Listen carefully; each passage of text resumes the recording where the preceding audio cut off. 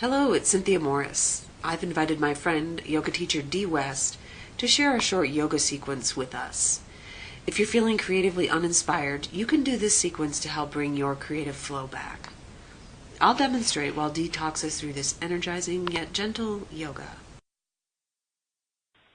So let's start by taking our feet wide on our mat, about 4 to 5 feet apart.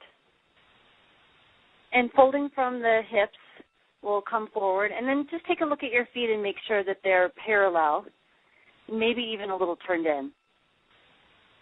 And then walk your hands forward, but keep your hips back in a wide leg forward bend or a wide leg downward dog.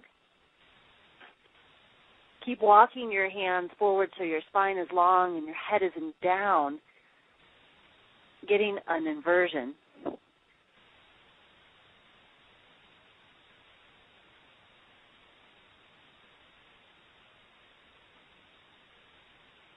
It feels good to turn yourself upside down, and it helps with getting new perspective, refreshing your perspective.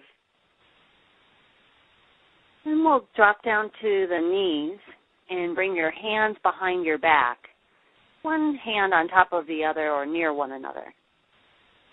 And just let your head release down. Your knees could be a little separate. And then inhale, we'll rise up onto our knees and take our arms out to the side and reach up overhead. And then exhale, we'll come right back down to the child's pose with the hands behind the back. Inhale, rise up onto your knees, take your arms out to the side. Connecting your breath as you exhale, fold back into the child's pose. Inhale, take your right arm up and look up to the hand, just the right arm. And exhale, put your right ear down to the floor.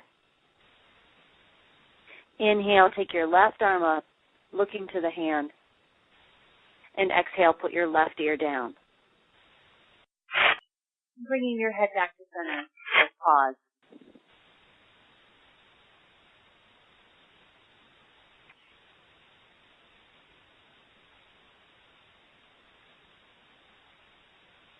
Then we'll come back up to all fours. And we'll take our right leg out to the side. Toes pointing forward, hands right underneath the shoulders. We'll walk the hands over to the left side, keeping the left hand down onto the ground. We'll reach the right arm overhead in a big side stretch, Parigasana. Turn your chest and your head towards the ceiling. Reach far and wide. I love these side bends because it seems like they're accessing a whole other part of me that doesn't get accessed, and we want that with our creativity, to be able to tap into untapped territory. And then we'll come up and we'll put our right hand on our right leg and side bend over to the right. Left arm comes up overhead. We'll open the other side, tapping both sides of the brain.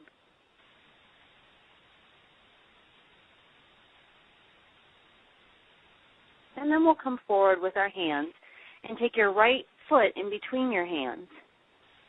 Drop your hips forward and reach your arms up. Crescent lunge. Lift your chest upwards. And then we'll bring the hands down to the ground and we'll switch sides. Taking the left leg out to the side, turn the toes forward. Walk your hands over to the right and side bend over to the right. Breathing deep, moving the muscles in between the ribs, making more space, opening your gate.